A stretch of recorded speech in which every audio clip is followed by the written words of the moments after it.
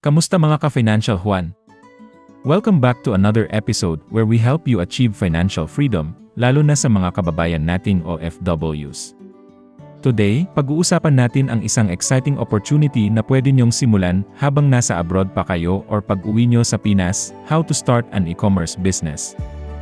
Whether you're looking for extra income or planning for long-term success, this guide is for you. Let's dive in. Step 1. Understanding e-commerce. So, ano nga ba ang e-commerce? E-commerce, or electronic commerce, is simply the process of buying and selling products online. Nagsimula itong trend years ago, but now it's one of the fastest-growing industries worldwide. According to recent studies, around 73% of Filipinos are internet users, at 80% of them ay online buyers. For OFWs, this is a great way to build a business habang nasa ibang bansa pa. You can sell almost anything online: clothes, gadgets, digital products, or even services.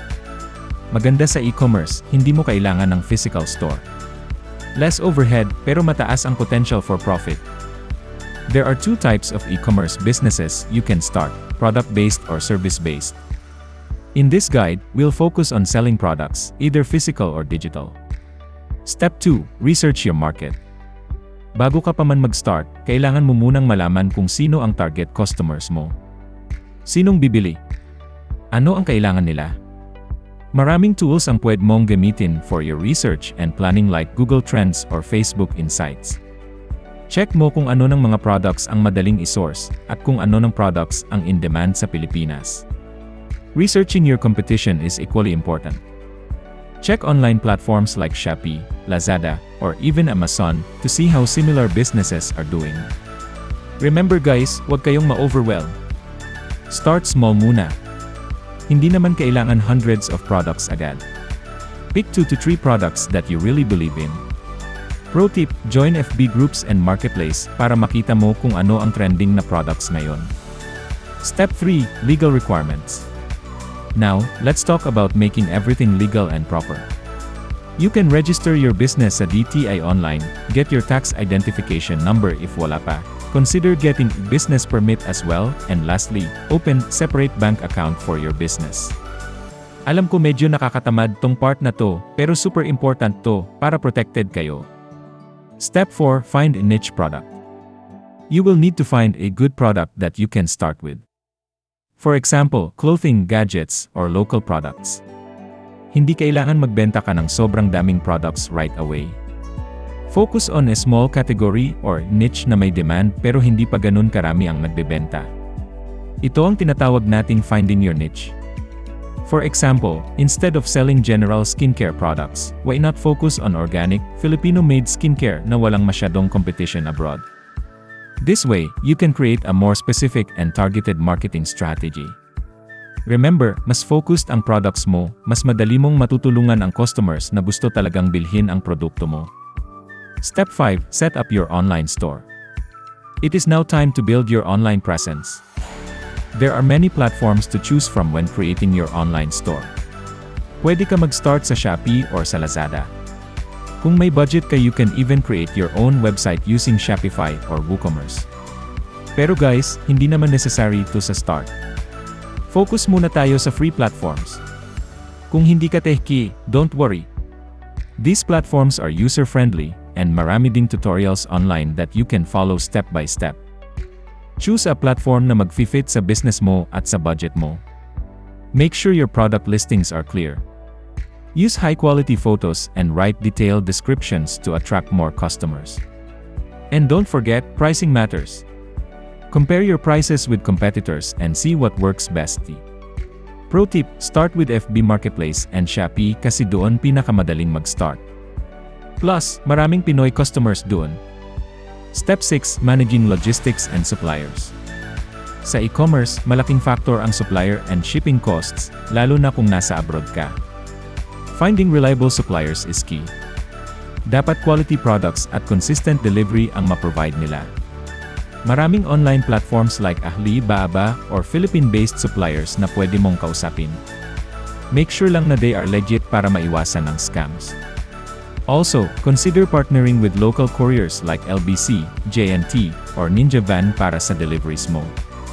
The faster and more reliable your shipping, the happier your customers will be. Step 7. Operations Management. Now, here's the tricky part, paano mag-operate ng business kahit nasa abroad? Solutions ko para sa inyo, partner with family members sa Pinas to help you. Hire virtual assistant, VA. Use reliable shipping services.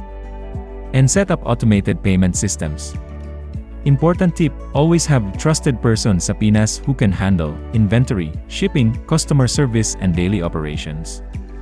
Guys, super important ng communication dito.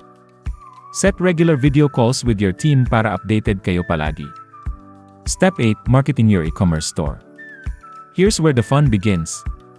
Kahit gaano kaganda ang products mo, kung walang nakakakita nito, it will be hard to succeed. Utilize social media. Facebook, Instagram, and even TikTok are powerful tools for promoting your store. Use social media effectively. Pwede kang mag-create ng engaging content like product demos, customer reviews and testimonials, use trending hashtags, or even behind the scenes ng business mo. Make sure to take high-quality photos or videos of your products. Importante din ang consistent posting schedule. Another strategy is paid advertising. If you have the budget allocation for this, Facebook ads or Google ads are excellent ways to drive traffic to your store. Start small, test different campaigns, and see what works best for your target audience. But the best is to maximize free marketing by joining OFW business groups, participating in online communities, sharing your personal story, and creating valuable contents. Pro tip, use your OFW story as your unique selling point. Filipinos love supporting fellow OFWs. Step 9. Monitor your progress and scale. Kapag nakapag-start ka na, don't forget to track your sales, customer feedback, and overall performance. Ito ang magiging basihan mo kung saan ka pa dapat mag-improve. Set competitive prices, learn from your data, and adjust your strategies along the way. Huwag kang matakot mag-explore ng bagong strategies para ma-scale up ang business mo. You can start with one product category, then later expand to other niches. Ang mahalaga, consistent ka sa effort at quality ng service mo. Step 10. Be patient and pray. Remember, starting an e-commerce business while abroad is totally possible. Success doesn't happen overnight, but with the right steps, it's definitely within reach. Just take it one step at a time, be patient, and keep learning. It's time to build your empire. At diyan nagtatapos ang ating guide on how OFWs can start an e-commerce business. Excited na ba kayo to start your own? Let me know in the comments below kung ano ang e-commerce idea na naisip nyo. And don't forget to like, share, and subscribe to Financial Juan for more tips on financial freedom. Salamat sa panonood and see you on the next episode.